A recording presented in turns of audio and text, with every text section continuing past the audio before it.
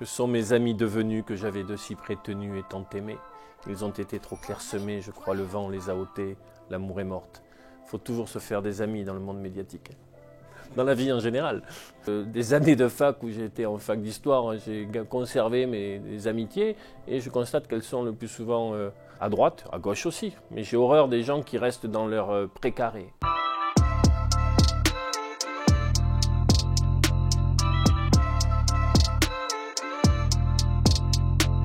Je viens du sud Gironde, donc c'est un territoire de transition dans les Landes des Girondines, la patrie de François Mauriac par exemple. C'est une terre de vignes, de coteaux et de vergers où mes grands-parents paternels faisaient du vin, étaient viticulteurs, ce qui m'a amené à boire très tôt du vin rouge puisque à 3-4 ans ils me faisaient faire chabreau. Ça consiste en un fond de soupe où ils versaient quelques gouttes de vin rouge. C'est un territoire qui m'est cher, d'abord parce qu'il y a la Garonne qui est là et on est toujours plus ou moins attaché à un fleuve. Et puis c'est bien évidemment des souvenirs d'enfance, notamment une personne qui a beaucoup compté pour moi, qui est mon grand-oncle, qui m'a beaucoup amené politiquement et humainement d'abord. C'était un ancien déporté à Dachau, un ancien résistant. Son frère, lui, a été torturé et exécuté lors d'un parachutage d'armes. Et ce monsieur m'a beaucoup appris sur la vie. Il était maire, conseiller général de ma commune. C'était une petite commune Saint-Pierre-de-Réac. C'était un peu, si vous voulez, un pépone. Et d'ailleurs, il y avait parfois Don Camillo, le curé de mon village, qui venait. Et j'assistais à leurs discussions, c'était passionnant. Au cœur de la discussion, il y avait certainement la condition humaine, les évangiles, la fraternité et le mystère de l'après. Par ce grand-oncle, très certainement, qui aimait conjuguer le drapeau rouge et le drapeau tricolore, qui était un grand patriote. Et puis, j'étais jeune universitaire et c'est une rencontre humaine avec Marie-Georges Buffet, qui était alors ministre des Sports, qui m'a demandé de venir auprès d'elle pour m'occuper des médias. Une très belle rencontre, Marie-Georges Buffet. J'ai bien connu Jean-Luc Mélenchon puisque, étant donné que j'ai été près de 12 ans porte-parole national du Parti communiste français, j'ai connu la fondation à l'époque du Front de gauche. J'étais porte-parole de la campagne de Marie-Georges Buffet aux élections de 2007. Puis j'ai été le co-directeur de la campagne de Jean-Luc Mélenchon en 2012. J'ai donc passé quasiment une année avec lui et son équipe de campagne. On s'est peu revus après cette expérience, qui est très marquante, mais après je suis passé à autre chose et nous n'avons plus aucune relation. J'ai connu Jean-Luc Mélenchon comme un grand républicain, un laïc, on disait même un laïcard à l'époque, un universaliste. Chacun peut apprécier la trajectoire qui a été la sienne depuis les années que je rappelle. Il a pris son chemin, réalisant 22% de mémoire lors des dernières élections présidentielles, ce qui n'est pas rien. Mais bien évidemment, je le dis sur les antennes de CNews et d'Europe 1, aujourd'hui, rien ne me rapproche de la manière dont les Insoumis s'inscrivent dans le débat politique en général et au sein de la gauche en particulier. On a l'habitude de dire que la droite c'est l'ordre et en effet, il y a une image de désordre aujourd'hui à gauche. Mais ma foi, c'est difficile parce que les frontières se sont estompées. En tout cas, j'ai le sentiment que la gauche devrait être une gauche de la République. C'est un bel héritage pour la gauche, le républicanisme. Une gauche, bien sûr, luttant contre l'antisémitisme, la gauche de Dreyfus. C'est pourquoi une partie de la gauche s'est perdue sur ce terrain-là. Une gauche d'une juste répartition des richesses. Une gauche de l'universalisme.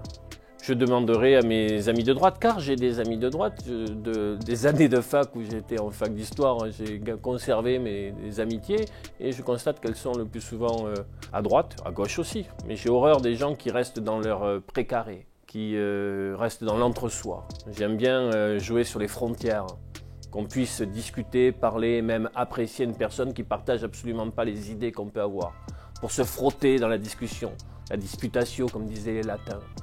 Pour faire preuve d'altérité, aller chercher en l'autre, celui qui ne partage pas vos idées, une part de vérité. Bon, j'aimerais que la droite aujourd'hui réfléchisse un peu plus à l'état actuel du capitalisme qui pille la planète qui épuise les hommes. CNews, c'est une petite famille, c'est un petit théâtre, comme on dit souvent avec Pascal Praud.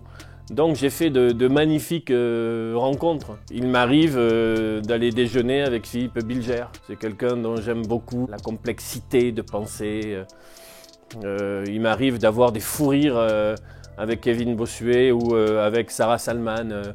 Il m'arrive d'avoir une belle accolade avec Gilles-William Goldnadel, même si après on ne s'épargne pas en plateau. J'ai un très beau souvenir et je remercie Pascal Praud, dont la playlist de chansons s'arrête comme la mienne dans les années 70 peut-être. Mais je suis un grand fan de Serge Lama. J'adore ses textes, j'adore ses mélodies. Grâce à Pascal, j'ai pu rencontrer Serge Lama, m'asseoir sur un canapé avec lui et discuter.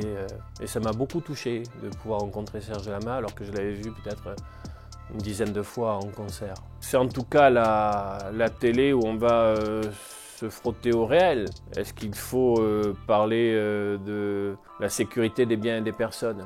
Vous savez, l'insécurité, elle touche principalement les gens de conditions modestes. Quand vous êtes dans un quartier populaire et qu'après une émeute, vous voyez votre voiture, qui est votre seul bien, partir en fumée. Quand vous êtes le travailleur du petit matin, du RERB, et qu'en rentrant, vous devez baisser les yeux devant des dealers qui occupent votre cage d'escalier, c'est pas des problèmes qu'on peut avoir dans d'autres quartiers. Cela ne me pose aucun problème, comme avec ma sensibilité de gauche, d'aborder les problèmes quotidiens. Certains me disent, mais vous ne parlez que d'insécurité et d'immigration. Je pense que la gauche devrait réfléchir à une politique migratoire, à une maîtrise des flux migratoires. Comment vous pouvez bien accueillir et respecter ces femmes et ces hommes si vous n'êtes plus en capacité de les intégrer et de les accueillir. Donc il ne doit pas y avoir de sujet tabou. Après, il nous arrive aussi bien souvent de parler de tout un tas d'autres sujets. Mais je ne fais pas partie de ceux qui mettent certains sujets sous le tapis.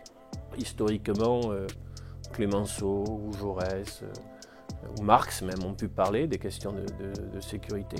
Mais une partie de la gauche a pu penser qu'en allant sur ces thématiques-là, on faisait le jeu de la droite ou de l'extrême droite.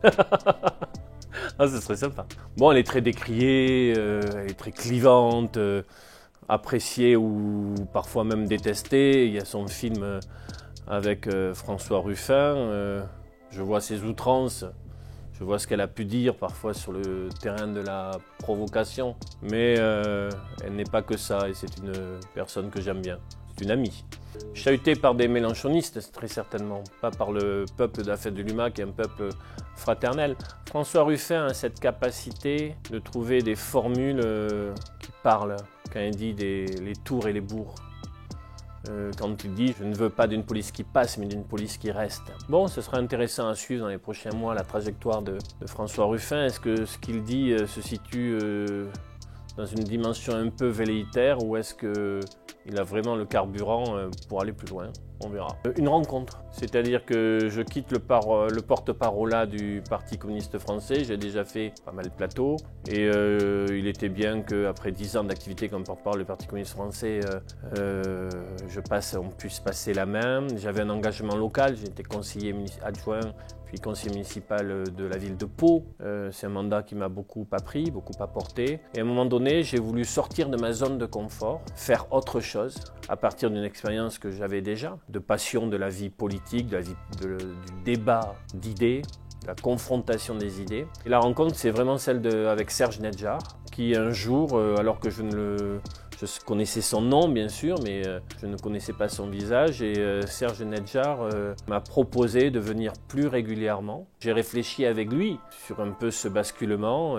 Il a été toujours très bienveillant me concernant. Parfois j'ai dit est-ce que je continue, est-ce qu'on peut traverser des moments de doute et il m'a toujours encouragé tout en me disant restez comme vous êtes, ne changez rien à votre personnalité, surtout ne vous auto-censurez pas, dites ce que vous avez à dire et donc c'est une rencontre humaine. Bon, c'était comme quand on perd un membre de la famille pour nous tous. parce que Gérard Leclerc, il est à l'amorce avec Pascal de leur day pro. Ça a été un binôme formidable. Et puis Gérard avait cette capacité par rapport à côté très, très explosif de Pascal, que je connais bien, et parfois un peu, pas provoque, mais un peu, à pousser un peu, à mordre un peu le trait, mais on l'aime comme ça. Gérard Leclerc avait cette capacité à lui dire c'est un peu plus compliqué que ça, et c'est souvent plus compliqué que ça. Puis c'était une douceur, Gérard, moi il m'a beaucoup parlé avec lui, il me donnait quelques petits conseils que je continue à suivre d'ailleurs.